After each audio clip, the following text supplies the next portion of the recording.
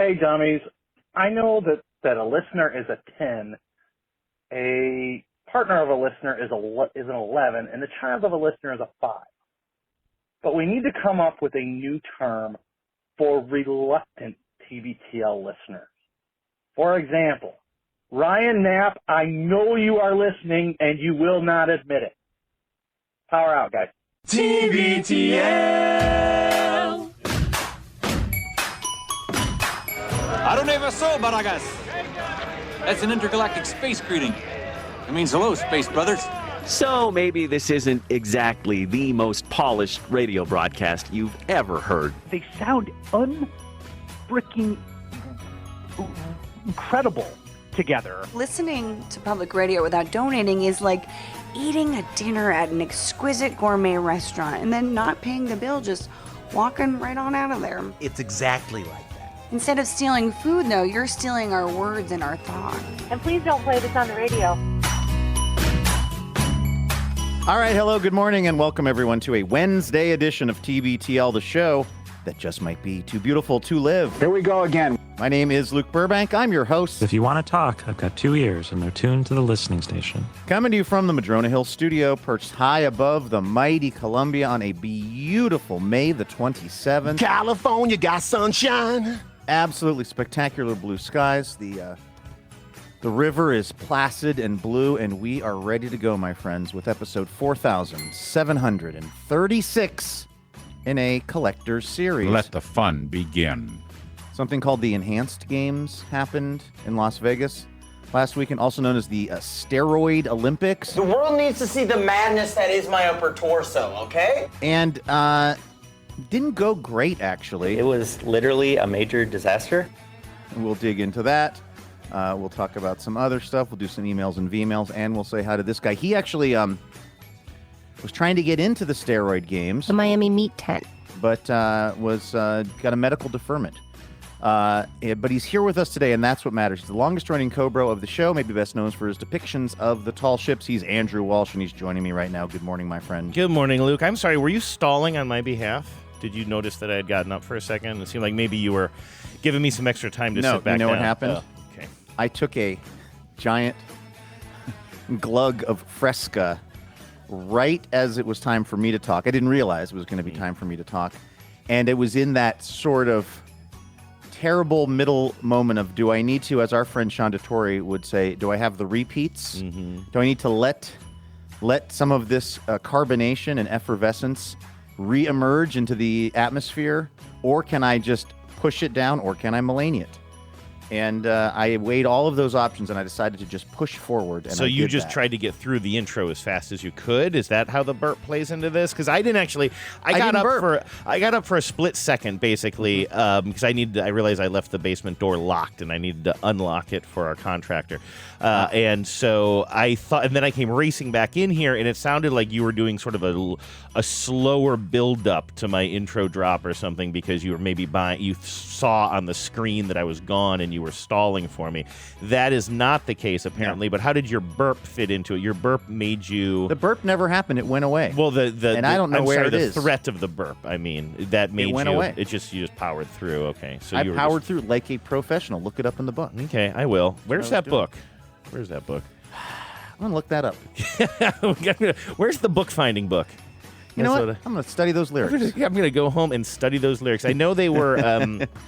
I don't think you mentioned this in your intro, but again, I did have to leave for about 5 to 10 seconds. But scary times kind of in your neck of the woods, huh?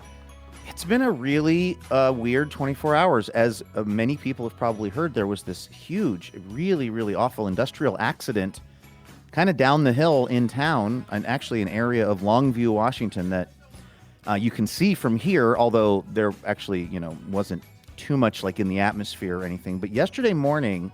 what it was there's a pulp mill down there, and unfortunately there was an implosion of a huge tank of this very toxic chemical, and one person is confirmed to have died, and there are 9 people who are unaccounted for, and all indications would seem to be that they've also lost their lives.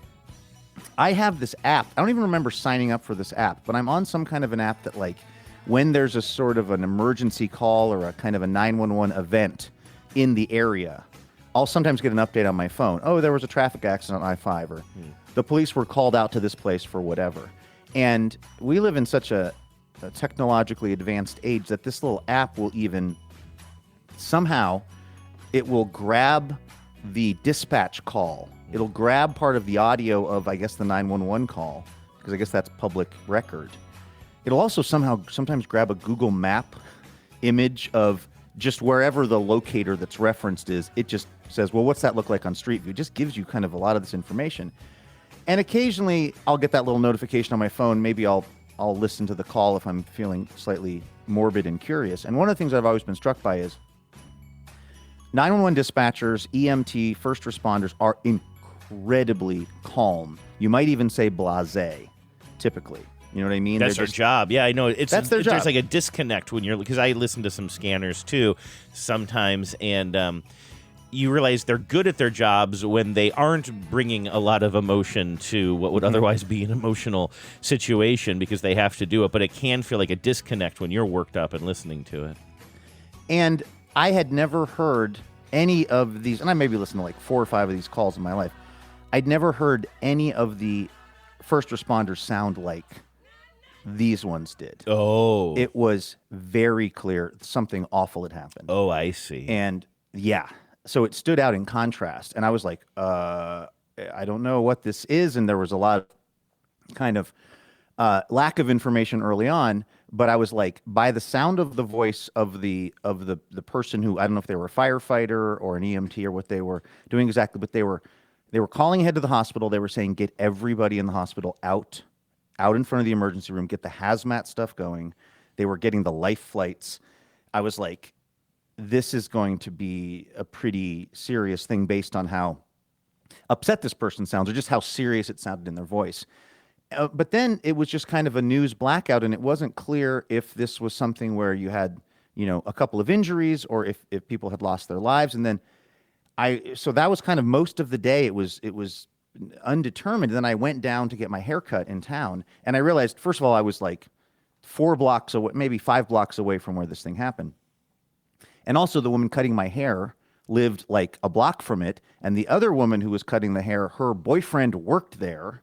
And it was like the whole salon was just calling people they knew who knew people that worked there. Everyone was trying to check on like who's there, who is accounted for, who is unaccounted for. Did you feel weird being there? Were you like, maybe we should get this haircut another time, or? To be honest with you, when I walked in, I had sort of forgotten about this, believe it or not, because again, there wasn't a ton of reporting yet. And so we did TBTL. I did some other stuff. I made an appointment. I went down there. I just didn't think about it a lot until I walked in there, and it was just like what everybody was talking about. But also, it didn't seem like, there was nobody in there who seemed to be mourning a loved one. If that was the case, I definitely would have tried to give everybody their space. But it was also so weird, this sort of information vacuum. Somebody was on the phone with somebody who was saying, there's this thing in California, because, there's this other toxic sort of tank in, I think, Garden Grove, California, that there was some concern that it was going to rupture and put toxic chemicals in the air. The woman who's cutting my hair, who was originally from Bellingham, she's cut my hair a few times. She was like, oh, yeah, I heard that Cherry Point, which is the refinery in Bellingham, I heard there was a leak there today, which didn't happen, by the way. I looked it up. There was all this speculation of how many lives had been lost at this Nippon pulp mill, essentially. And it was just this weird thing where everyone was hearing bits and pieces of information from somebody who knew somebody where, somebody who maybe worked there or used to work there, or had kind of a friend. And so then as the day went on, and it became clear that this was a very, very serious thing, and that, it's probably one of the more, unfortunately, sort of major industrial accidents I can think of in a long time, for 10 people potentially to have lost their lives. And then I was talking to the guy, the contractor who's done some of the work on the house, some of the stuff that was a little bit too burly for me and Walter to do, because I knew that his brother, who also worked on the house, used to work down there. And I said, hey, does Jason know people there? And he just gives me this list of 4 people. And I was like, oh, they're people that you know. Are they okay? And he said, no, they all passed away. Oh my God. Yeah. It's really, and I'm not trying to center myself in this story at all, but I guess I've never been in a small town. It's 40,000 people that live in Longview. And I don't actually technically live there, but it's really a strange experience. And again, I want to be really careful. Like, this is not my story, or not the story of my experience with it. This is a really sad thing involving a bunch of innocent people. But the amount of contact between, if 10 people lose their lives in Longview, Washington, at the town factory, essentially, it's going to touch so many people in the community. And it's just, my heart's just really broken for this town. This town that, by the way, most of the time I'm like, can we get one good restaurant? Can we have one cool coffee shop? But it's like, I guess I feel a little more connected to Longview, Washington than like I would have expected, I guess, just because, you know, again, the people that I know and that I like are grieving and are, you know, have lost loved ones in this thing. It's a really big blow for this town. I was trying to put this in some sort of context based on a conversation that you and I had years ago when you were first moving in, or maybe you had moved in, but you were still pretty new in that house. And you had mentioned that you had bought the house, I won't say on a whim, but maybe more on a whim than I would purchase an Xbox. Oh, it was whimmy. It was Victor Wimbiamba. I've always said you have a whimming personality. Yes, it was very whimmy. So I remember you said you had bought the house, and then after you had already signed the papers or whatever, you had realized, oh, there's this news story about a mill or whatever. Is that related in any way, or is that some new mill that was proposed and then didn't go through? I was just trying to remember. It was, if I understand right, it was a methane capture facility. Okay, totally unrelated. That was actually going to be on the mighty Columbia, literally down the hill from my house. Okay, that's different. When I bought this house, I had no idea that this plan had been in the offing for years and years and years, and had been fought by environmentalists and even not environmentalists, just people that said, this is really bad for the river. First of all, it's very dangerous, and if there was a leak, it could be really deadly for people living in the area. It's also, I think one of the pushbacks was that it could actually raise the temperature of the river in the immediate area, which would be bad for fish and things like that. But I had no idea that this battle had been going on for years and years. And like 3 or 4 days after I signed the final paperwork on this place, like there's no getting out of it. Like, you cannot get the earnest money back. I heard on OPB, oh, they finally nixed that methane capture plant that was going to be, and they gave the coordinates, and I was like looking out the window like, oh my God. Bullet dodged. Serious. It could have just as easily been, they've come to a final agreement on breaking ground for the methane capture plant. I believe somebody actually who heard me mention that back in the day emailed me this whole website. And again, shout out to the environmentally conscious people and just, again, the residents of the area who were like, no thanks on that, because y'all did me a big old favor. Yeah. Maybe the reason I was thinking about that was maybe we haven't talked about this. I don't know if this has come up in conversation before, this particular plant that had the implosion. But when I was first reading about, I think I saw maybe a news update yesterday, you know, like something, a headline passed across my phone. But a lot of those headlines sometimes are not, you know, you can literally get a quote unquote breaking news update from the Seattle Times that just sort of says, our food reviewers love this bun. You know what I mean? Like, you just never know what to really pay attention to. And then later on in the day, I'm like, oh, whoa. This is a huge story. This is a really big deal what happened there in Longview. And then I'm reading a Seattle Times article, and I'm trying to get the immediate news, but the article that I was reading that I can't find right now actually also went into this long rap sheet of all of these prior issues and breaking of rules and regulations by this particular mill. And I was looking for it now. I don't have it in front of me, but I'm sure you did more reading on this, especially since it hits literally closer to home for you. But I'm struggling here to put what I'm feeling into words, but I sort of feel like, okay, so I live here in Seattle, and we have our issues, and I am focused on the issues that affect me the most and my community the most that I really love. I love my community here in Seattle, and so I'm familiar with that. And then you look at a place like Longview that is not far from where I live, but is very, very different. And it's even more like a kind of a place I grew up, although I don't know how much of that kind of industry was in the rural part of the world that I grew up in. But when you're like okay, this huge tragic event happened there, and I'm reading the details, and there's still a lot of unknowns, and it's scary as hell. But then also the back half of the article is, and in 2015 they were cited for this, and in 2025 they were cited for this, and there was a leak here, and there was a spill here, and it sort of seemed like it was just like a breaking of a regulation after a breaking of a regulation after a breaking of a regulation, and maybe there's just not as much focus on that, first of all, up here where I live, because it doesn't affect me directly, but also I guess I was just sort of thinking, like, there are rural communities all over this country who are, living around these kinds of facilities, all kinds of facilities that deal with toxic ingredients and stuff, and I am a beneficiary of that. Like, we need these things in our lives to buy the products that we buy and to live the lives that we live. But I don't have to spend much time thinking about the communities whose rivers are suddenly destroyed, or literally in this case, lives are directly taken or whatever, when these kinds of disasters happen. And I guess I was just sort of looking at this list of grievances, for lack of a better word, and, broken regulations, and just thinking, like, this shouldn't have ever gotten to where it was, with all of these seemingly millions of red flags leading up to this. But nobody's really paying attention because it's a job, you need the jobs in the community, and you do have some people paying attention. There's probably tons of people banging on drums trying to, like, raise the awareness of this kind of stuff, but it's never until an event like this that people actually start to pay attention. I laid a lot on you there, and I don't know if any of it was coherent.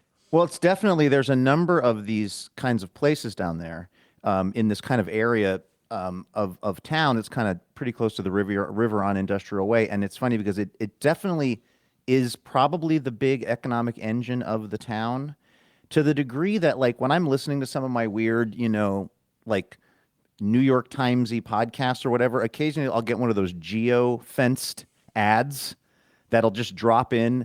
And, the New York Times did not put this ad in my feed. It's whoever, maybe it's Pablo Torre finds out. It's just one of those things where you hear a hyper-local ad that airs before a podcast, and it'll be, hey, the fiber plant is hiring. It'll be like, come on down to, and you as an electrical such and such, you can start at $33 an hour. Like they're trying to get more people down at, and I don't know if that's literally the Nippon one or one of the other ones, but it's a big economic driver. I don't know. I should probably living here, but I don't really know the whole history about the safety violations other than just kind of reading it sort of briefly in the paper. I guess what I would say is that typically corporations are going to do whatever they can do to get around the rules. Also, big, huge, giant facilities are probably rife with and ripe for things to, break down and be out of compliance. I'm not saying that to excuse anything, but one of the weirdest part about this, as far as, again, my sort of experience with the information. So I go in, said I'm getting my hair cut, and the very nice person who's cutting my hair is kind of telling me what she thinks she knows about this. And she's saying to me that 7 people have lost their lives. And I'm like, wow, didn't see that anywhere. And you know me, Andrew, I'm kind of proud of my, like, news instincts, kind of like not getting got too often on stories and like made up stories and rumors. I tend to just be sort of a semi old school journalist who will double check things. And so this woman was giving me a number of lives lost that I said, if that's true, that would make this an extremely significant industrial accident in the state of Washington. Like, this is one, for the ages, and I don't mean that in a good way. And then she said something about this other refinery that, in fact, I looked that up later when I got to the car, and that was not the case. I couldn't verify that at all. But I got into this whole weird thing where I start texting Becca, and I'm like, you just won't believe, people have no idea what they're talking about. Like, I was somehow like, I felt like I was at the sort of tip of the spear of misinformation and rumors and people who kind of didn't really know what was going on. And I don't know if it was that I was feeling like I'm a superior journalist, or like somehow this was connecting to the general way that we don't have an agreed upon set of facts in the world, which I find really hard. For some reason, it really lit me up, this idea that this person was saying something to me that was incorrect because she didn't take the time to really look it up and cross-reference it. And then by the time it was night, it was worse than she said it was. And I felt then retroactively really bad about judging her and about making her the centerpiece of this whole weird shadow box I was having about how people just don't ever verify anything. It was like, I don't know, it was just a weird way for the information to be disseminated and for me to be like kind of judging this woman for thinking she didn't know what she was talking about, and in fact she was underselling it. Because she was speaking, this is getting really dark, but she was speaking of lives lost, right? And right now I think she was confusing the number of injured at that point. There was at that point 7 people had been taken to the hospital with injuries, and she said 7 people had passed away, and I thought she had just switched that, which maybe she even had. Who knows? But it was just weird because I was just like texting away with Becca, like, I can't believe that this person was just, and then this refinery, and then there's these conspiracy theories. They think the California thing, and it somehow just felt like I was in the middle of a rumor mill. And I guess because those things, when you apply them to politics and real things in the world, I think are kind of so dangerous. I just got all on some weird high horse. And then as the terrible news unfolded the rest of the day, not only was it terrible news, but then I was like, where did I get off? Thinking I know something that these people in the salon didn't know, because in fact it was, as she said, if not worse. So well, I don't know. It's been a weird 24 hours around here. Just to clarify, to make sure that I have it straight, there has only been one confirmed fatality, yes. but 9 people are still missing, and that's not and at this point there would be lines, It would be really difficult to think of a scenario where those missing people would be somewhere safe and just not contacted, because it was this tremendous, implosion. I mean, it just sounds like it was just truly awful. I mean, it was also, by the time I was driving to actually it was post haircut, but on my way to Safeway.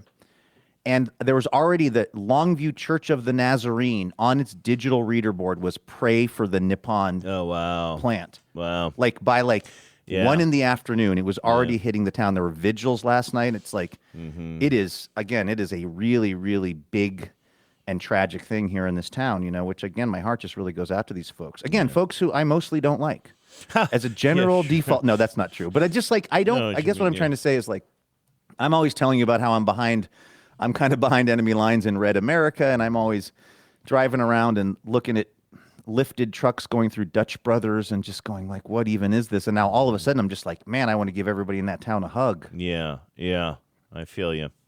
So anyway, that's the latest from old Longview, Washington, my new favorite place in the world. Were you hearing from a lot of people? Because obviously when I started to realize, oh my God, this is a huge story that's happening down there, I did think, oh wow, Longview, that's your backyard basically. Yeah. But also, I as you know, I didn't text you or anything because I'm kind of like, well, Genevieve did. So someone in your household, and Lucy did. Wait, did Genevieve really? Yeah, literally. Well, because I was thinking I know this. I feel like I don't want to open my mouth too much, but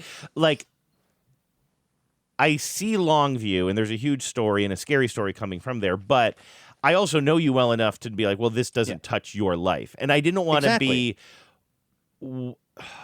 People have really good instincts to reach out to people when they hear about a big news story, especially one that has a tragedy attached to it, to reach out to friends. You see it a lot, even within our TBTL community. Hey, friends in Minneapolis, hope you're doing okay. Or if there's more of even a natural disaster, something that is more immediate, people will reach out. Oh, whether it's a big winter storm coming or whatever it is, people are concerned and they think about the people in that part of the world. But I wasn't going to text you and be like, Luke, you weren't at the factory today, right? I knew that you weren't at the factory, so I didn't. Physical danger. Yeah, so the only reason I was thinking of you was because of the what would you call it, the Dateline, right? Or the is the Dateline, does that include location, or is that Dateline literally just the time it's posted? I don't think I've ever actually taken a moment to consider that. Whatever. I'm glad I took it to the interesting, important part of the story on this Wednesday morning. But anyway, all that is to say, I did have an instinct to text you, but then I was like, why would I text him? I don't think that this would have affected him based on everything that I know about Luke, and that he doesn't work at the Nippon paper mill. Yes, your instincts were absolutely right. I didn't need, again, as much as I've somehow made this about me, this was not a story of me being in danger, of me losing someone, who I was close to. So I didn't need any condolences or checking in on me. So your instincts were 100% right. Genevieve just said, holy moly, I just read, it's okay if I read this. Holy moly, I just read about the chemical plant explosion in Longview. Everything good where you are. So I guess that was, that's nice. That was a nice thing, but also I didn't I wasn't getting up this morning going like, when are people going to check in on me? Kind of. But did you end up hearing from a lot of people? And what did you respond back to Genevieve? And why is she texting you without telling me? I said basically what I just said to you. I said, yeah, I can actually see that part of town from my house, but I'm pretty far away. It's weird, though, being in a small town because there are multiple people that I've talked to who know people who died. The lady who cut my hair yesterday, the guys who work on my house. It's pretty intense down here. So I workshopped the top of the show with Genevieve, and then I was able to present it to you in a clear, concise fashion. So actually, that was another question I had I didn't want to interrupt before, but so when you were talking to that guy who has done some work around your house, he was talking about this event, and again, everybody in the town is even though journalistically you can't say it in the Seattle Times or even us on this podcast, people are speaking of the missing as lost. That's been my experience in the 2 conversations that I've had with people. One was a text 4 conversation. people. But yeah, and that was also so like I was just checking in because again I became really friendly with these guys that would work on my house a lot. Before we got Walt out here, before we got the Walt and Susie show going here. And so I knew that like they had worked there at one time or their dads had, or just like, it had been in their, family life to be there. And so, yeah, he sort of listed a number of people, and I was like, oh, he must just be telling me the people that they know that work there, but that they're okay. And then I was like, they're all okay. And he said, no, they're among the dead. Oh my God. It's like, yeah, it's really like, it's a really intense thing down there. Like I said, I don't know what else to say about it, but I just feel really bad for these folks because again, if you are like from this place or particularly down from Longview, you grew up there, it's probably hitting pretty close to somebody that you knew, Yeah. So, anyway, how do you wrap that up? What, thoughts and prayers? I mean, words fail, right? Because it's like people lost their lives. But absolutely, yeah. And I want to, I had some questions about it and wanted to talk to you about it. I definitely don't want to sound glib about it because I'm not feeling glib about it. But I do have a tendency on the show to keep the needles moving, slip into sarcastic mode. So I will avoid doing that, but maybe suggesting we thank some dazzling donors. I think that would be a great thing to do. We was hoping for some razzle-dazzle. Razzle-dazzle. That's right, man. Razzle-dazzle. On your mark. On your mark. Get set. Get set. Now ready. Ready.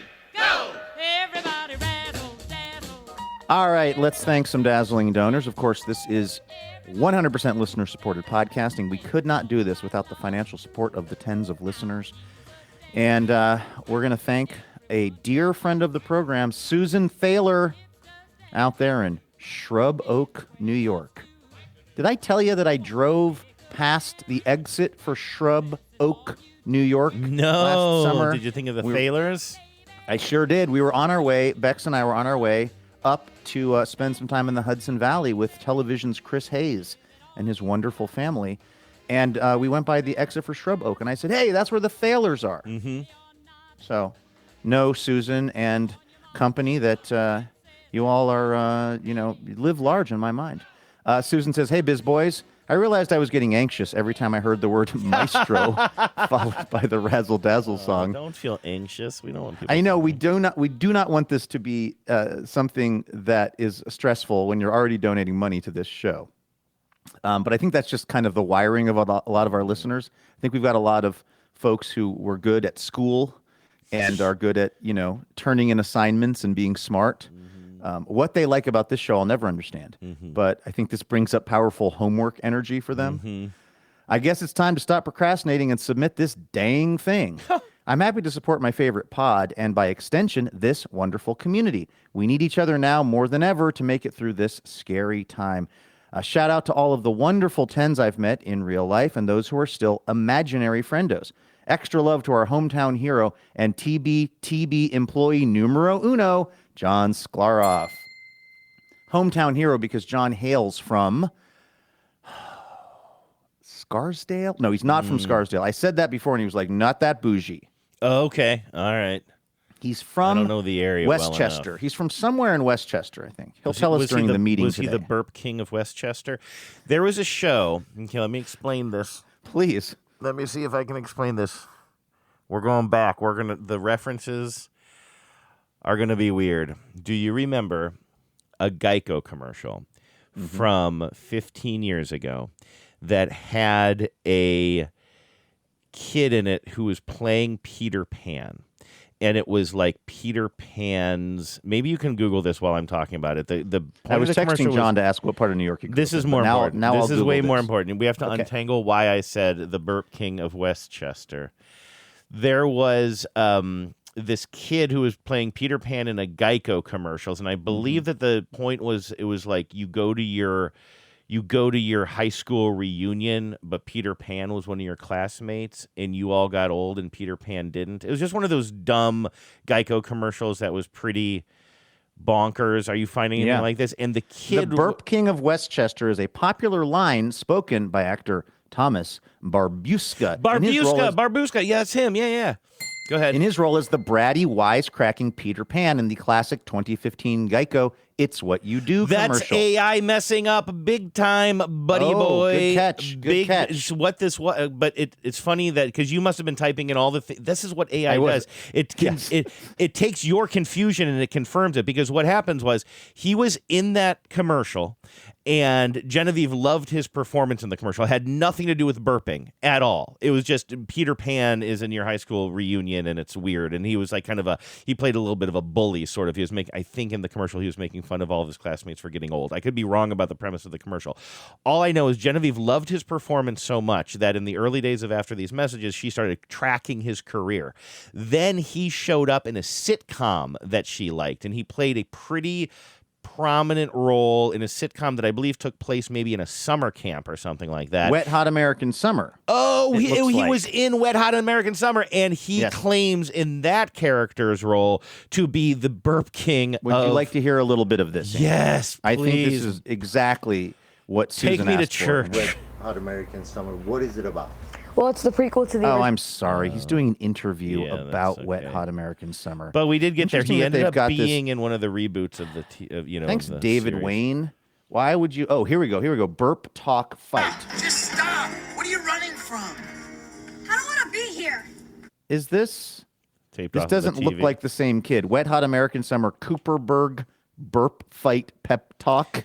Looks like it has. I believe that there's now I'm remembering Michael there's Showalter they're in it. doing in a burp. terrible wig. There's a kid who's not popular at camp, and he's sort of getting, I believe, kind of bullied or beat up upon or something. And one of the bad kids is Barboska, or however you say his name, and he's really good at burping in this burp contest. And then he reveals that he was Amazingly, the Burp I King of can't Westchester. seem to find this video, which again, what up, David Wayne? Why do you have this on lockdown? I assume he's in charge of all things Wet Hot and American Of course, Summer. Yeah. But anyway, yes, you had a lot of that right. That was Well, the sort Burp of, King but I mean, Westchester. that was a mess, man. That was a real mess that I just took you down. But anyway, we did at least confirm why I said the Burp King of West. And is John there? And does that mean that John is not? No, the Burp and King? honestly, listen, I'm not the kind of supervisor who's like, should you be at your desk at 1 p.m. Minnesota time? I when see I'm what trying you're to saying. figure out if Yeah. you're the Burp King of Westchester. I did get an email from him. He said he was doing something. Maybe he was on a walk with the dogs or something like that, and that he had to get back with me later. So that's what's going on over there with the hometown hero. What I can say is that you and John are both doing so much more work than I am in advance of the thon, and I apologize. I will look at my phone, and there will be an absolute flurry of messages that you all are sending back and forth, getting things dialed in, making important decisions, suggesting things, and I'm just like, well, the adults have it handled. So thank you to both of you. Well, can we just take a moment in the middle of Susan's message just to say that, we're reading these dazzling donor messages, and we still have a few more. We have probably a few more weeks of these, by the way. Before we, I'm sort of saying that if anybody is really last minute on this and wants to get their dazzling donor in before we wrap up. But the reason we read these, of course, is because once a year we hold a TV telethon and we ask people to support the show, and people have, and people like Susan have been supporting the show for years and years and years and years, and doing so generously. And one of the things I think that we do owe our listeners is a hell of a time during the TV telethon, and we have hinted at this for a while, but we are in We haven't really given many details about it, but we are getting very close to this year's TBTL-a-thon. A little bit more than a month away, maybe 6 weeks away or something like that. We will start talking about how we can let the listeners in on what our adventures are this year, but also we're planning some gifts for listeners who donate. That I know we say it every year. GIFs. I heard we're sending out GIFs this year. Sending out peanut butter, but we're very, very excited about them. Of the Six Flags guy doing the Running Man. One of these ideas for something that we want to thank people with this year is something that was an idea that we've been kicking around for 10 years now. I remember being at 8 p.m. talking about it, and so we have some really, really exciting stuff that we are working on furiously. I would like to use your duck analogy. Above the water, you and I are just doing TBTL every day, just talking about whatever. But below the surface, our little webbed feet are kicking top because speed. This particular thing that again you're really taking the lead on, and I appreciate it. And John's been huge on. I've been minimally involved. I'm so excited for the listeners to get to see and experience this. But it's one of those things that's just like a great idea, and then you realize, oh, it is a ton of work and coordination for the scope of what we're trying to do with this one particular, I guess, thank you gift that we're going to be offering. So anyway, it's going to be exciting. It's going to be a TBTL-a-thon to remember. If I can remember which one we're on. What is it? I don't know. 18, 19, 17? Anyway, Susan probably knows. Susan says, as in previous years, I'm going to use this platform to promote the amazing work of my 11, the owner and proprietor of Moonlight Marine. Yeah. Dan creates wooden kayaks, canoes, and stand-up paddleboards that are truly works of art. He also does repairs on all kinds of human-powered watercraft. Check out his beautiful work at moonlightmarine.net. That is moonlightmarine.net. And get out on the water. And Luke, next time you're on the Taconic Parkway and you see the sign for Shrub Oak, stop by and get a tour of the boat cave. Oh, that sounds so fun. So you must have told Susan about this, because I might have mentioned it on the show. There's no way too, she already heard Susan. the beginning of this Dazzling Donor message. That would be... Oh, you didn't know? I've got her on speakerphone. Wow. Here. Oh, hey, Susan. I do that each day with the Dazzling Donors. I haven't told you that. Oh, no, that's interesting. I feel exposed. Yeah. Vulnerable. Susan, thank you so much. Dan as well. And, of course, Ruby. We are big fans of the whole Thaler clan. Maestro? On your mark. On your mark. Get set. Get set. Now ready. Ready. Go. Everybody rattle, dazzle. Speaking of boat caves and places where wooden boats are a big part of the culture, Port Townsend, Washington, the small maritime village of, is where we will find our friend Jeff Betanol. Golly, do I miss that place. I'll tell you what. I've been listening to and reading Lindy West's book, Adult Braces, this week in preparation for the interview on Friday night. We're going to be at the Reeser, by the way, doing Livewire on Friday night. If you're W. Kamau Bell will be there. And she lives, I don't want to give away too much, but she lives kind of up, or has a place anyway, up not too far from Port Townsend. And so there's all these mentions of that part of the world, and it just makes me miss it so much. Jeff says, ahoy, hoy. I've been an avid listener since the early days on Cairo. As a child of immigrants and an immigrant myself, the Cobros provide much-needed daily respite. I have trouble with that word. Respite. Much-needed daily respite in today's hectic world. In 2012, my wife and I became owners of a historic cabin resort called Chevy Chase Beach Cabins. Andrew, I've stayed there. Really? They're incredible. Established in 1897, located 10 minutes outside of Port Townsend, Washington, we became the third family since 1850 to own and operate it. We offer a quintessential Pacific Northwest getaway with private beach access, glorious views of the Olympic Mountains, and Discovery Bay, a heated pool seasonally, yard games, and pickleball basketball sport court. For all of the dog lovers of the world, we are dog friendly. Andrew, we went and stayed there before we lived in Port Townsend, and it was part of why I wanted to move to Port Townsend, were these Chevy Chase beach cabins. They are incredible. Do you think you stayed there before or after 2012? It would have been after 2012, I think. Yeah. I'm guessing that Jeff was the owner. Jeff and Jen were already owning it. Jeff and Jen were already owning this. It. Yes. They were already owning it when we were staying there and had absolutely no idea. It is, I cannot overstate this, it is the coolest place. Definitely worth visiting, staying there. I mean, just I fell in love. It was one of those moments that I tend to do, Andrew, where I was like, well, now we live here. Now we're moving to Port Townsend because this is too much. I'm looking at the website. I mean, it's absolutely beautiful. It'd be up anybody's alley, but I can see why it'd be especially up your alley. Andrew, remember how I have a strict policy about not reading ahead in these messages? I may need to relax that policy because so much would be revealed if I pre-read any of these. I do have a slight confession. In the early days of our stewardship, I met Luke and the pod dog as they checked in. There you go. I didn't want to seem like a deranged fanboy, so I didn't claim my 10 in the wild status. Apologies, Luke. Well, we've solved the mystery as to if Jeff and Jen were running it in the day. They were. There you go. And by the way, I'm stalking them because I'm on their website and I'm looking at the Meet the Owners page, and there's a couple of photos of their pooch as well, which I don't know dogs that well for real, like breeds and whatever, but I'm wondering if this is a lab, because like a yellow lab maybe, because the ears seem Rudy-esque. I'm getting eyes on this right now, and I do want to say story. To Jeff, no, like, I don't want to put this on you, but if you would have, when I was checking in with my ex-wife, but then my wife, acted really starstruck and impressed, that could have, I don't know, could have kept the marriage going for another couple of years. You're putting the divorce on him. I'm saying, no, the divorce was inevitable. I'm saying it could have bought me a couple of years. Oh, okay. I see. That's all. Yeah. Hold on, I'm getting down. Oh, yeah, that looks like a lab. That looks like that could be Rudy. Like, that's what I thought. The photo standing in front of the house.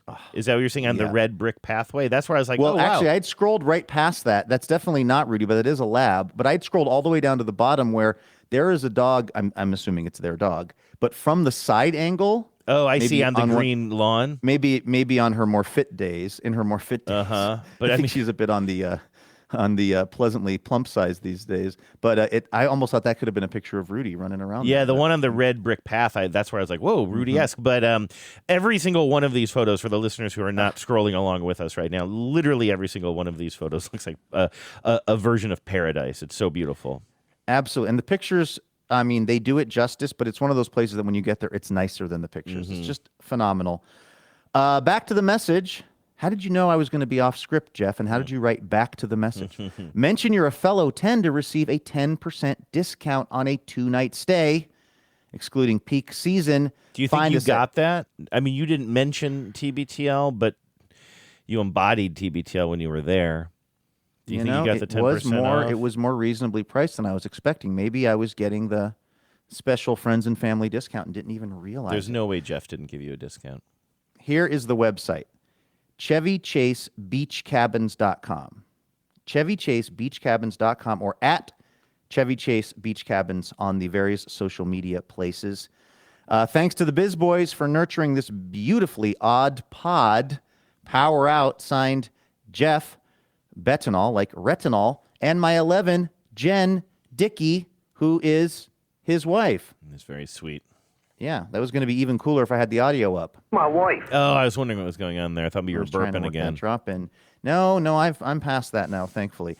Jeff and Jen, thank you so much. And definitely everybody, go check out the Chevy Chase Beach Cabins. You will not be disappointed.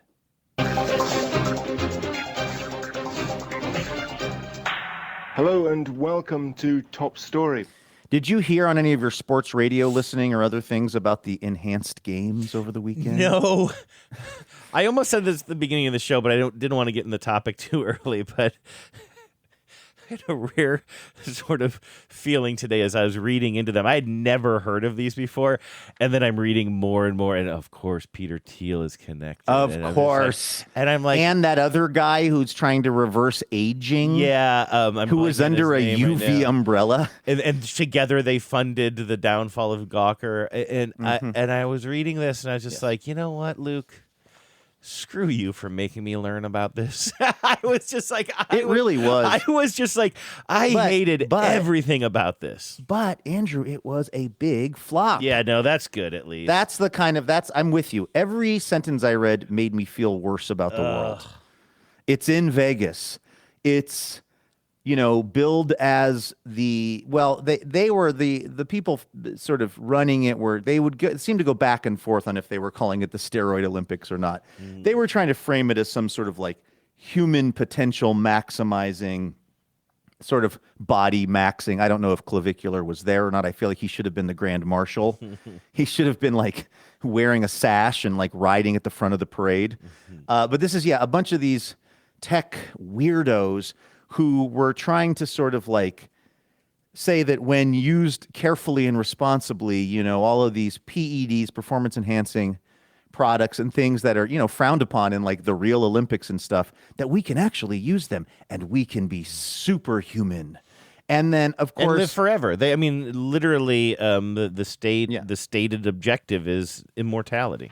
Yeah, this one guy, I'm gonna say his name is Brian Johnson, but like, oh, that's who you're thinking of. I'm thinking of the fellow who has who shares a name with another unlikable fella, D'Souza. Aaron D'Souza is who he was the guy, not Dinesh. No, not Dinesh. Yeah, exactly. This D'Souza is a different D'Souza, but he's kind of helping run this whole thing. I can't remember. D'Souza. I don't know if I got the name of the guy who's trying to like reverse the aging process right or not, but he was part of it. Like you said, Peter Thiel was part of it. And this was like, again, billed as this, like, we're going to prove that humans they don't have to age, or, humans can run a 4-minute mile when they're 80. There's no reason we need to be limited by these meat sacks we're in. And of course, there were almost no records set. There was one guy who set a record, and he basically just kind of barely broke his own record in swimming. So he swam a little faster than he did before. But everything else was a giant fail in many of the events. So it was like track and field, weightlifting, and swimming. And they had non-PED people competing as well, right? Many of whom won. So that's what I was a little confused about, and I'll be honest with you, I didn't quite make it to the end of this before. It was a long article. By the way, shout out, I want to give credit to Gabe Fernandez, writing at, I always get this wrong, it's SF Gate, right? That's what we call it? It is SF Gate, yep. Great, very thorough article from Gabe, who I think, without putting his thumb too much on the scale, I think accurately describes this as the flop that it was. Although the headline is not subtle, Vegas's enhanced games were an abject failure. Well, that's a statement of fact. That's a statement of fact. That's a statement of fact, but, my friend. My question for you, and I'm not sure if the article addresses this or not, but I did read the one line that said that the non-PED, the people who are, yes. I was going to say performing, but actually the word would be the people who are competing without access or without choosing to take these PEDs actually won in a lot of these. Do they specifically invite non-PED athletes in here as a way of almost like so that they can prove their point? Like, are they almost like, are they supposed to be the betas, or does everybody just want to compete in this? Well, one thing was that because there was all this Silicon Valley money pumped into this, for a number of the athletes, they were like, this is just more money than I can make swimming normally. Oh, I see. So, or lifting weights or running track. So they basically had this whole like tiered system for, let's see, let me get to that page. They basically were paying out kind of a lot of money, to people that would certainly finish first, but even people that were finishing, in third place, were getting a bigger paycheck than you would get for getting third place in some swim meet. Here was the breakdown of what the pay was. For every 4-person competition, first place received $250,000, second got $125,000, third got $75,000, and fourth got $50,000. So if you finished last, you got $50,000, and everybody participated in 2 events. So you're looking at getting $100,000 even if you finished last, as did one of the guys. I think he was an Australian who's like pretty famous and was very roided up and got last, which is pretty funny. But what this really was also turning into, as Gabe Fernandez writes in the article, was like a way to try to move all kinds of questionable supplements and PEDs and things like that. So this company that was like running this whole thing, if you went to their website apparently for these enhanced games, it was just a giant marketplace for selling their crap. And they actually are a publicly traded company that was trying to use this, I guess, as proof of concept that if you buy their weird, serums and God knows what, you will body max yourself and you'll be able to set the world record in these events, except none of the roided up people were able to do it. And here was the great part, Andrew. The company lost half of its value on Wall Street in the days after the enhanced games. And that my friend, news. That's why you read the story. That's why you get to the end. This is their comeuppance. This went about as badly. Also, just the way that he writes, again, this guy, Gabe Fernandez, about just kind of how sort of checked out the audience was. This was like at this, I don't know if it was hastily assembled, but this temporary sort of stadium at Resorts World in Vegas. And it was in the people that got there early were just getting broiled by the sun. Ugh. And let's be honest, most people that are randomly in Vegas are not swim fans or track and field fans. I don't know. I think there's a lot of swim fans out there these days because, I mean, elections have turned on the the high school swim meets. I mean, I don't know if you know this. The number one important issue in America the past 5 years or so have been the integrity of high school swim meets. I mean, America has cared about swim meets more than anything, I think, for generations now. The other thing that was, again, kind of pathetic about it was there was these weightlifters. And, of course, I mean, I almost was going to call you today and say, hey, do we want to start with the intro tape of that Saturday Night Live sketch from 100 years ago where it's no, well, I think it was the all steroids games. Oh, that's different. Yeah. Phil Hartman just literally rips his own arms. He's doing some sort of clean and jerk or something where the dumbbell is on. It's I can never remember if it's dumbbell or barbell.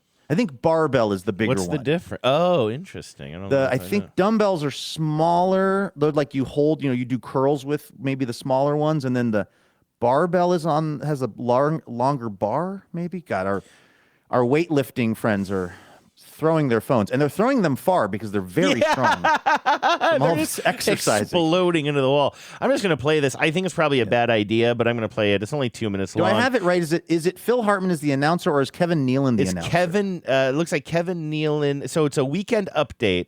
So you have what's his name, Babe. Is hosting. Dennis Miller? Dennis Miller, as I said. Babe. That's a nice, that's a 1 second impression, and it worked. And then it looks like Kevin Nealon is going to be the sports announcer that he tosses it to. In response to what its sponsors claim is an idea whose time has come, the first all-drug Olympics opened today in Bogota, Colombia. Athletes are allowed to take any substance whatsoever before, after, and even during the competition. Holy shit, you're right. This is the enhanced games. This is what they were doing. Yeah. They watched this and they were like, oh, yeah, that's a good idea. They sat there stone-faced and was like, oh, yeah, why aren't we doing this? That's why they have Toonces the driving cat running all the Waymos. Everything in Silicon Valley is just something they saw on SNL. Dennis, getting ready to lift now is Sergei Akhmudov of the Soviet Union. His trainer has told me that he's taken anabolic steroids, Novocaine, NyQuil, Darvon, and some sort of fish paralyzer. Also, I believe he's had several cocktails within the last hour or so. All of this, of course, is perfectly legal at the All-Drug Olympics. In fact, fish tranquilizer really got me. Akhmudov is getting set now. He's going for a clean and jerk of over 1,500 pounds, which would triple the existing world record. That's an awful lot of weight, Dennis, and here he goes. This is Phil Hartman, I think. As you described, he tries to lift the dumbbell or the barbell, and his arms come off. His arms stay connected to the weight. It's so heavy, and they come off at the shoulder, if I remember right. Yes, he's bleeding profusely from his shoulders. Back to you. Thank you, Kevin. So, luckily, I didn't read about anybody getting injured to that degree, but they were trying to do this weightlifting thing. And I mean, if there's one event that would really demonstrate, that you'd been using PEDs and that your body was able to do things that previously unheard of, neither of the weightlifters could set a record. And in fact, they gave them both a fourth try. Oh my God. They were it's like trying they to did put it their finger on the scale so much. It was like, okay, try one more. That would never happen in a sanctioned event of any kind. But they were like, they didn't get the record in 3, so they're like, okay, try. And both guys they were gassed, obviously, just completely failed in their 4th attempt. Oh, my God. So it just seemed like it was kind of an all-around. And then, again, this one dude broke his own record, which, again, does not have any standing anywhere. And then all of these tech bros were like, history was made. We've done what we set out to do. And they were being all triumphant off of this one thing. And then I love it. Like 2 days later, the entire thing is like loses half its value on Wall Street. Yeah, nice. Well, happy endings. All's well that ends well. Here I go once again with the email. Every week, I hope that it's from a female. Oh, man, it's not from a female. All right, emails or V-mails on this Wednesday. I have a voicemail here from listener Dan. In fact, I think I might have mentioned this to you yesterday when we were trying to choose which voicemail to play. This is a story. Well, let me just put it this way. I have it slugged, this audio file, as Dan-Twisted Tea inspired story. Oh, boy. Do you love a story that's inspired by Twisted Tea? Absolutely. We live for it. Hey, Luke and Andrew. I heard you guys talking about Twisted Teas going into water bottles pre-iced, and it made me have a memory that I really kind of liked. Should we maybe explain what I was talking about? I think I was going into great detail with you about how I enjoy my Twisted Teas, and I enjoy my Twisted Teas the way anybody would, by taking my own personal water bottle on a walk with me, but I already have ice cubes in there because I know where I'm walking. I'm walking to SARS Super Saver, and I'm getting myself one of those 24 Nobody wants to do that sober. Nobody. Well, you got to walk there sober, and then you go into SARS and you get one of the Twisted Teas, and you go outside and you open that thing up and you pour the can of Twisted Tea into the water bottle that you've pre-iced, and that's what Dan means when he says a pre-iced Twisted Well, and Tea. because you were encouraging me after mowing my lawn to sit back with the Twisted Tea, the Arnold Palmer variety, and admire it. Now, I forgot to get the Twisted Tea, but I did do the whole lawn using a push mower, and you know what I did just for the white glove service for myself? Yeah. I used the bagger. How did I know you were going to say that? Yeah. Because usually, like with the riding mower and the other ones, I would just kind of mulch, but the lawn had gotten so long. Oh, yeah, which means you had to empty that thing a lot, probably. So much. This was like definitely the most labor intensive this job will ever be, because it had been well over a week. It's prime growing season, and I just wanted to get it right. So I got two big, like hefty cans, and then I would empty the lawnmower bag into those hefty cans, and then I would go dump them, down the hill somewhere or whatever. But boy, Andrew, when it was done and looking out there, it's Twisted Teable. It is beautiful, my lawn right now. Love that. Yeah, and I don't mind mulching up the lawn, but yeah, you had been tracking that stuff in and out. I would do it now because of the length. So now I'm going to I'll mow it and mulch it from here on out, but I got to not let it get as long as it had gotten.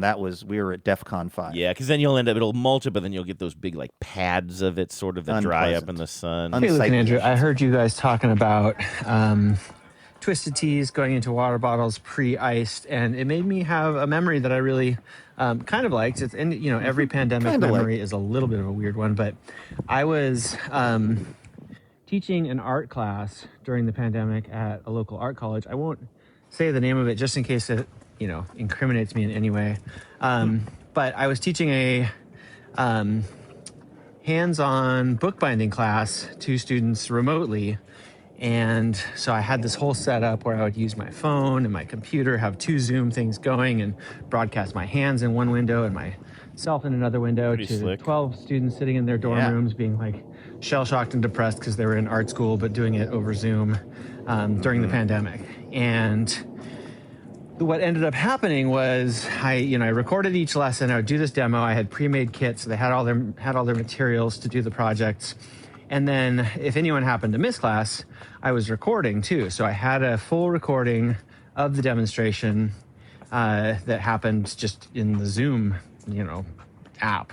And so at the end of teaching class for 3 hours, I would say goodbye to everybody, and I would push stop on the Zoom meeting, and it would say, okay, now I've got to process your video.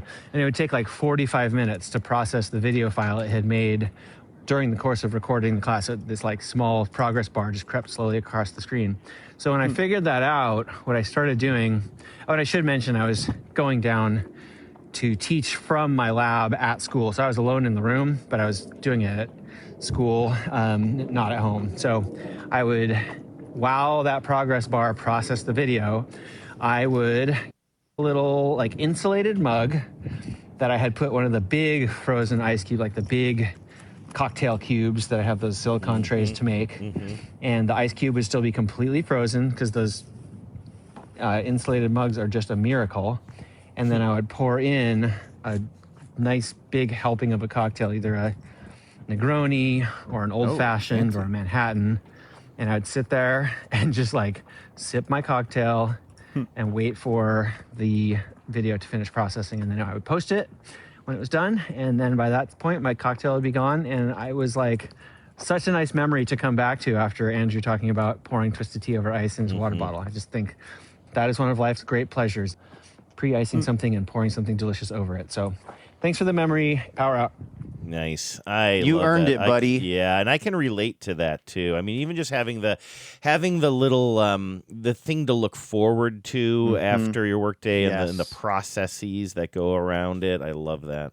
Well, and it was so draining to try to do so much performative or teaching, sort of educational stuff over Zoom and things like that. Like, we can all relate to that, whether it was just a big meeting where you had to do a presentation, or even you and I, Andrew, doing, stuff for TBTL on a Zoom thing. It's like when you would like turn that off, it would just be like, oh my God, that was exhausting, And again, we love doing that, and it's a way for us to get to connect to 10. So, it's well worth it. But something about that time of life where I just had so many memories of just like, and this is mostly, I think I was in Bellingham, although I was also in Portland for this, but just like turning my computer off or putting my computer down and just being like drained from whatever online situation I'd just been involved in. Yeah, I feel that. I can relate. I usually would start the drinking before the teaching, no, and that became a problem. That became a problem. Yeah, like your radio show that you used to have.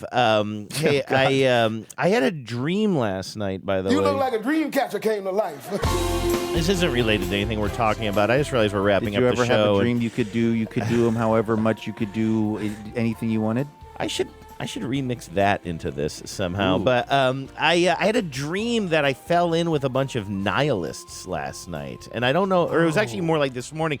I think it's standing out to me because the nihilists from Big Lebowski? No, they were way preppier than that and younger. And I think this stood out to me because I don't think I've been having a lot of dreams lately. I think since we had Lucy, my sleep schedule had been off for a long time, and also because there was so little sleep, maybe I was sleeping deeper. I think I dream more or remember my dreams more when I'm kind of like, I've already woken up a little bit, but then I go back to bed for an hour or something. Like, that's the real fertile ground for it. Yeah. And anyway, I went to bed pretty early last night, like before 11, I think, which is pretty early for me, but I need to start doing that.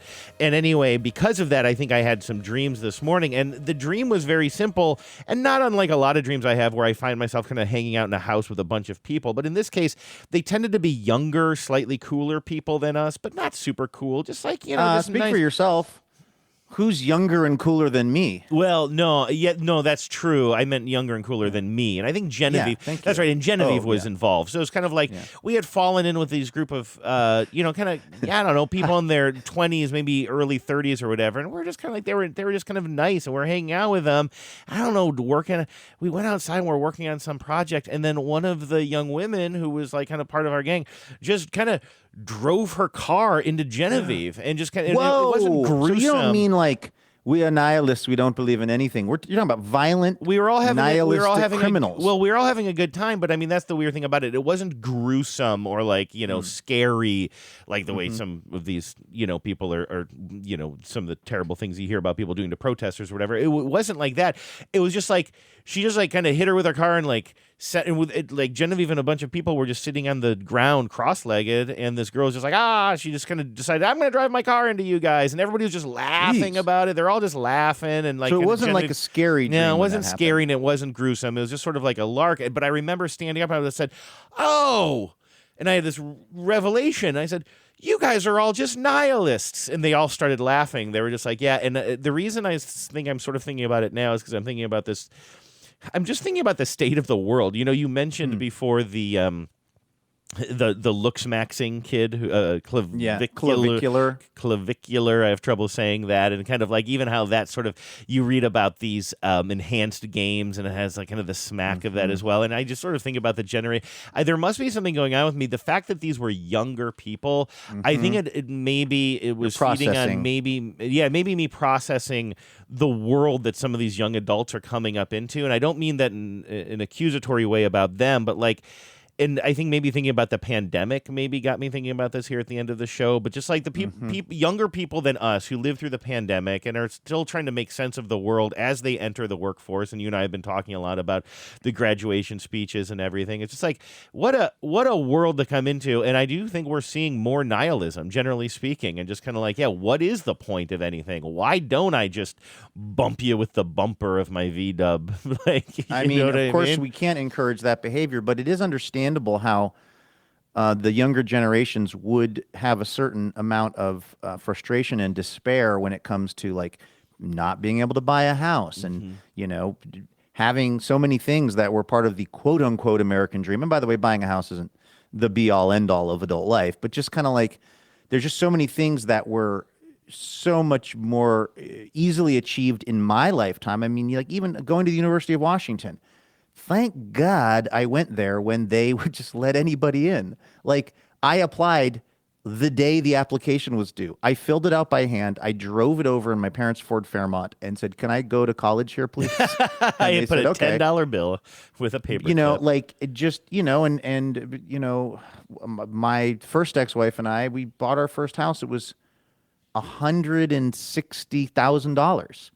You know, we put down $5,000 that she had saved up waitressing at Cafe Lago and got an FHA loan on our $160,000 house. I mean, it was just life was set up in a way that it was much easier to do some of these things. And I feel for Addie. I feel for even generations coming after her. It's just like, it's tough out there. Doesn't mean you should hit someone with your car. No. And again, I want to say it was like done. It was a dream. So it was like this weird playfulness, but it was. And again, these kids were all like sort of impressive. You know what I mean? Like they weren't like burnouts or whatever. And so to add to what you're saying though about the state of the world is like also I feel like when I graduated college and I was entering the workforce, there was a lot of concerns about the economy at the time, and that's cyclical. That kind of comes and goes, and there were things like that. But you didn't have the uncertainty of the technology of the time, the technological breakthroughs. And again, I don't know why I'm having trouble kind of being articulate and engaging today for some reason, and maybe it's because of the stream or whatever. But you look at maybe you haven't had enough twisted tea. Maybe I've had too much. Maybe that'll loosen the tongue. We'll figure it out. I do think I don't like doing the show drunk or tip. There might be an argument for like doing sweet spot. There might be an argument for you and I doing a show with some twisted teas in hand at some point this summer. Like I just feel like all roads are. Could we make it a Twisted TBTL-a-thon? Twisted TBTL. Brought to you by Twisted Tea.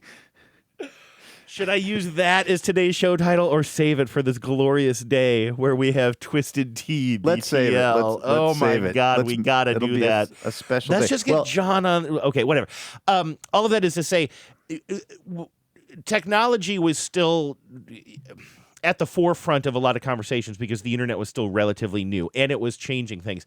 But there was a positivity about it. Maybe this is also on my mind because of the show that we did yesterday on After These Messages. I saw a commercial for a camera. It's like a camera app company, but it's specifically anti-AI. It's a 30-second TV spot that I saw during a baseball game a couple of times. And it's kind of like AI doesn't care about waiting for the perfect light. AI doesn't care about this. And it was like the first time I'd ever seen a commercial that like truly took a broadside against emerging technology. In fact, I think their tagline at the end was "Choose a side. We choose photographers" or something. It was like with the drawing Pope. a line. Yes, right. And so that got me thinking. And so what I did for the show yesterday was I was looking for a bunch of other commercials throughout time where there would be some interest advertising against an emerging technology. It was kind of hard to find, to be honest with you, but I did find one that was like an anti-cable television commercial from the 1960s or 70s. Like, they're going to start making you pay for TV in your home. Wow. From the networks, Yeah, I think it was from... Or the over-the-air broadcasters, I guess? I think it might have been, and Genevieve put her finger on this week, tried to do a little digging on it. It might have been the advertising interests of the time. Oh. But anyway, so it was like the free TV movement or whatever, and that kind of got me thinking about things, but I couldn't find what I was looking for was a commercial where somebody was like, stay away from the internet. You read real books, or buy Encyclopedia Britannica. And I couldn't find anything like that. And I think the reason is because we've always embraced technology. It's always been a promise of a better future. And this is the first time that I can remember. There's always some concerns about technology. I mean, literally going back to the automobile, right? Like the dangers and the risks or whatever. But for the most part, society embraces it because it's a sign of better things ahead. And I feel like AI is the first time where it's kind of like the young people who are graduating they don't know what it's going to look like and what it's going to do. It's not just a tool that people can use. It seems like something that is replacing people and in ways that we don't even know yet, and is taking over parts of life that we don't want taken over.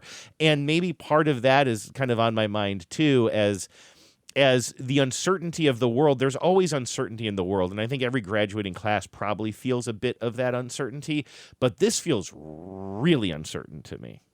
Yeah, it's the first technology that's sort of stated purpose has been to replace human labor. When you have the car comes along and replaces the horse and buggy, well, now there are new jobs working with cars, and the internet comes along, and all of a sudden there are fewer jobs, maybe like printing things out and stapling them together, but there are more jobs related to the internet. You have these big technological advances, and the nature of work changes because the old technology isn't that relevant, but there are new jobs with the new technology. This is, I think, described as like not a difference of degree, a difference of kind. It's not just kind of like more of something. It's a whole new animal. And it's, it is. It is a big question mark. And, I didn't think I was going to live long enough to see most of this stuff, Andrew. In the words of Kanye, we wasn't supposed to make it past 25. Joke's on you. Joke's on me. I'm still alive, and I have to think about things like AI. You know who are not nihilists, though, Andrew? The TBTL Junior Sluggers. Oh. Who are playing the Stay Chill ice cream, or whatever it's called. Yeah. Super Chill ice cream or something. Tonight in Portland. I'm going. Are you going? Nice. I'm going to have a full report tomorrow. I'm going to get eyes on these kids. You know what? If they do well, get them a bunch of Twisted Teas. That'll get us drummed right out of the league as the sponsors. I mean, they earned it. What does Coach Ben give them? Power pins or put-up pins? We give hustle pins. Hustle pins. Yeah. And it seems like frozen yogurt as well. And I think Gatorade. He's been bribing them with Gatorade. He mentioned earlier in the season. Yeah. So, yeah, I am very excited to watch the Sluggers play the Super Chill ice cream or whatever the place is called. Have fun tonight. Looking forward to hearing about that. Yeah, it's going to be a nice day. And this is the final game of the postseason, I don't know right? if it is. Oh, it's unclear, but this is the first game that's been happening when I've been in town and available, or close to in town. So I'm going to head on down there and watch the game tonight. Have a hot dog. Or don't eat a full hot dog. report tomorrow. Who knows? Maybe I'll treat myself. That's going to do it for today's TBTL, but we will be right back here tomorrow with more Imaginary Radio for all of you. Please do join us for that. In the meantime, have a great Wednesday. Take care of yourselves. Go Sluggers, or go Jalapenos, whatever you prefer. And please remember, no mountain too tall. And good luck to all.